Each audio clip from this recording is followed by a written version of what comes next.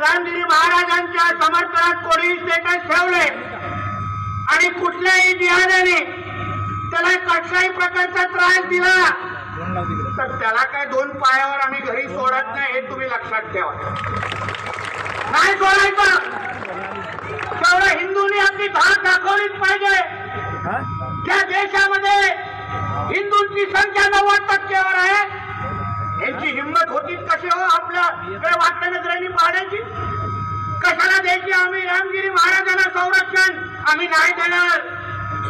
कारण का देशातला प्रत्येक हिंदू आमच्या रामगिरी महाराजांचं संरक्षण करण्यासाठी सक्षम आहे, हे आपण संदेश दिला पाहिजे. आपण असताना कशाला महाराजांना समर्थन पाहिजे? अरे आम्ही असताना, एवढे हातपाय असताना, या डोक्यावर आणि गळ्यावर भगवा असताना कशाला द्यायचा आम्ही आमच्या पोलिसांना त्रास? आम्हाला पण बघायचंय ना कुठल्या दिशेने येतात आणि कसे परत जातात. आम्हाला पण पाहायचंय कसे थोबडे कसे फिरतात त्यांचे. परत सांगून ठेवतो, पाहिजे तर हिंदी मध्ये सांगतो, वापिस एक बार अगर हमारे रामगिरी महाराज के तरफ, गांडूंना समजलं पाहिजे ना. नहीं तो बोलतील ये तो मराठी में बोल के गया, मेरे को कुछ समझा ही नहीं, इसलिए तेरे को जो भाषा में समझता है ना वो भाषा में धमकी देके जा रहा हूँ.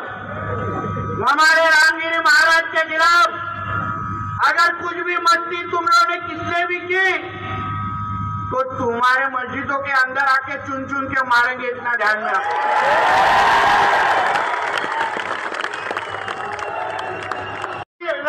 मुझे कल्याण होता